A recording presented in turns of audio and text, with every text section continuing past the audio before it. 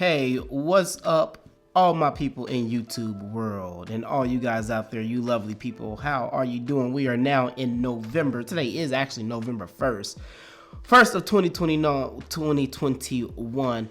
What's going on, all my people, all my BCP fans? If you don't know, that's Brandon Cole Photography. All my people out there, welcome. All my notification people, I'm glad you guys are still rocking with us.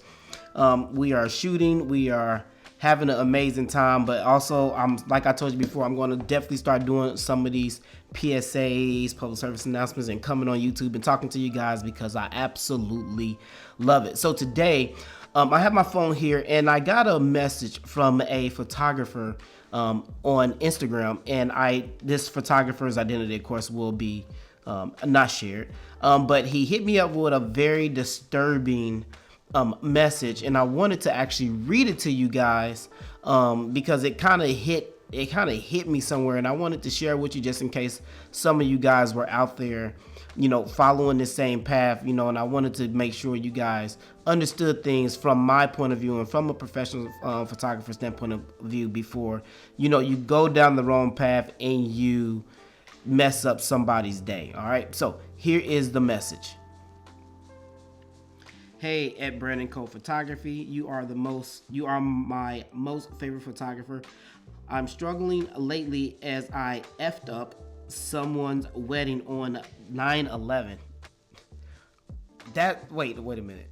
On 9/11, like one of the most memorable days of US history. Okay, whatever. Anyway, absolutely feel like SHI. You get it? Even worse, I know her. Luckily that I wasn't taken to court, as she is upset and embarrassed. As much as I love event photography, I'm ready to stop. The stress on those days are just way too intense. By the way, I know that you mostly do model shoots, but any words of encouragement or direction will be greatly appreciated. So let's talk about that. Now, we definitely want to take this conversation to the comment section below, but let's just talk a minute about this. So this photographer shot a wedding on 9/11 for, of course, a friend that he absolutely knew, and they knew he was, a photographer. And he basically said he messed up the entire wedding. So today I want to share a few thoughts about this message that I just got. The title of this is basically "Don't bite off more than you can chew as a photographer." Okay, so I market myself as a portrait photographer, but I shoot anything. I shoot a lot of events. I shoot a lot of weddings. I do maternity. I do newborn. I do all different types of photography.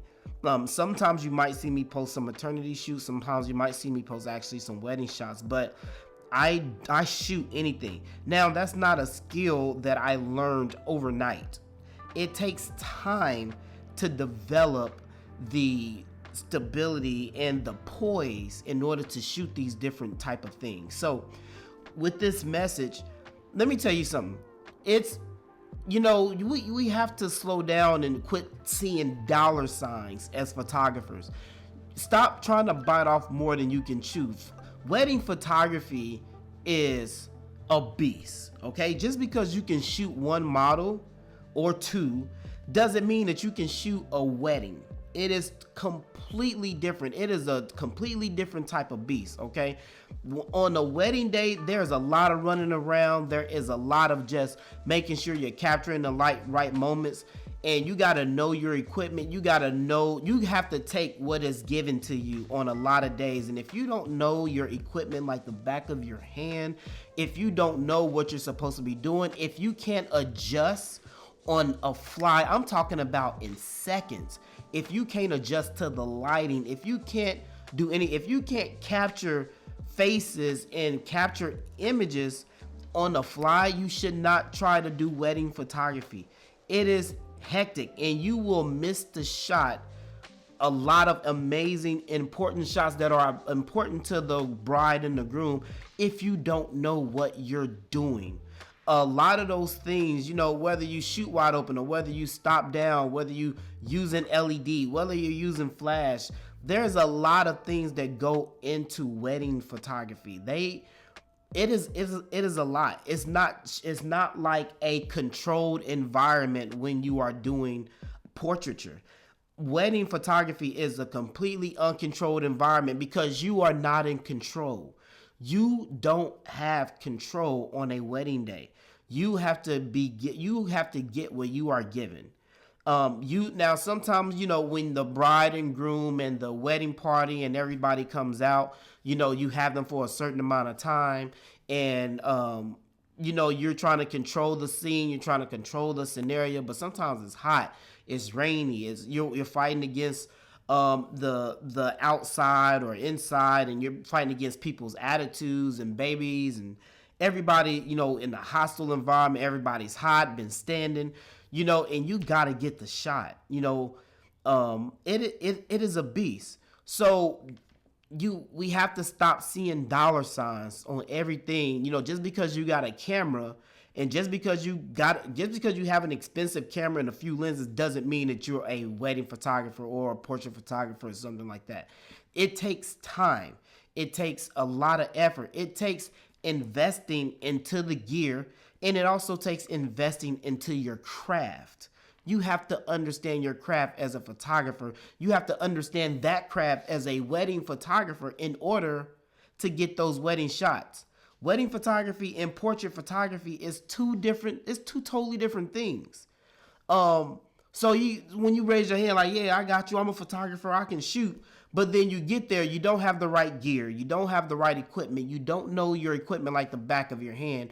You're trying to adjust and you're trying to do all these different things, and you just can't keep up. Your faces are going out of focus. You can't focus on one face and two faces at the same time because your settings is not right. The ambient in the room is too dark. You're trying to boost your ISO because you don't know how to control the shutter and everything in your camera.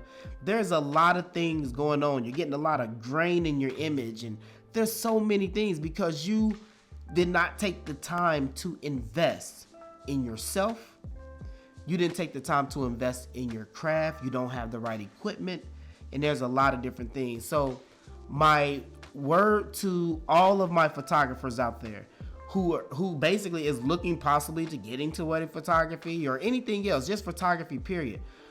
Again, learn your craft. That is highly important. Invest in yourself and invest in your craft. When I mean invest in your craft, invest in your gear, invest in the equipment that you're going to use. Stop trying to be a jack of all trades because it takes time to get to that point. Start with one thing. If you want to be a wedding photographer, be a wedding photographer. Invest in wedding photography gear. Like for wedding photographers, they normally shoot with zoom lenses, a 24-70, a 70-200 to cover all those things. You don't really necessarily have to have, fast, wide open apertures like a 1.2 or 1.4. You want something that you can have two bodies and two lenses that will do everything for you. That's the difference between portraits and wedding photography.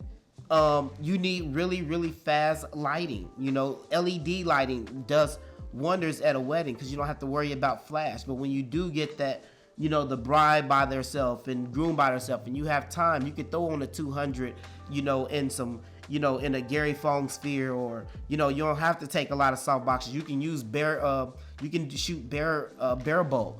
But again, it's about control. It's about control. So if you don't have it, stop trying to get it and stop trying to take the money and mess up something. I'm surprised these people didn't take him to court because that was big. I don't know what was said. I don't know if he was like, yeah, hey, I got that. I'm a photographer. I got a camera. I got, lenses. I got you. Check out my work. Don't worry about it. I cover you.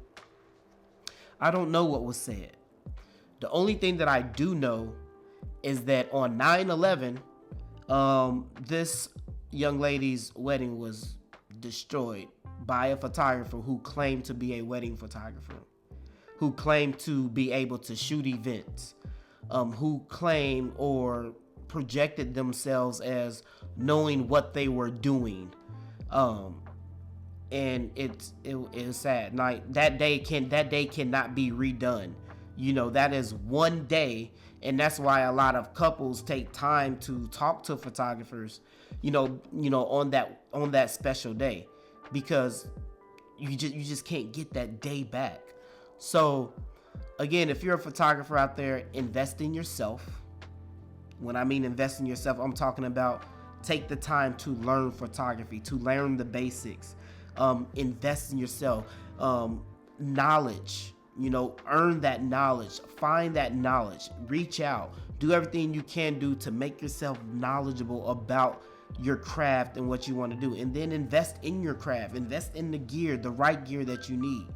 But don't just jump out there half cocked, half ass and think that you got it, think that you know what you're doing, because you don't, so, and you're going to ruin somebody's big day. So that's my word for today, guys. Don't bite off more that you can chew in this game, all right? Because you're just gonna make yourself look stupid, and you're gonna ruin somebody's day. And next thing you know, you're gonna be in court, and probably getting sued for thousands of dollars, messing up somebody's stuff. All right. So until next time, guys, comment, like, subscribe. Make sure you hit that bell notification. And let's take this conversation down to the comment section. I would love to hear your feedback on this situation. If you have experienced anything like this before, and maybe we can help another photographer who is out there trying to be something that they're not, and stop them hopefully before they ruin somebody else's day. All right, this is real talk. I am very, very passionate about photography, because I spent years. I spent a long time trying to craft and trying to shape my skill set. So definitely take it to the comment section so we can help somebody else out. All right. Until next time, this is your boy signing off. I holla. Peace.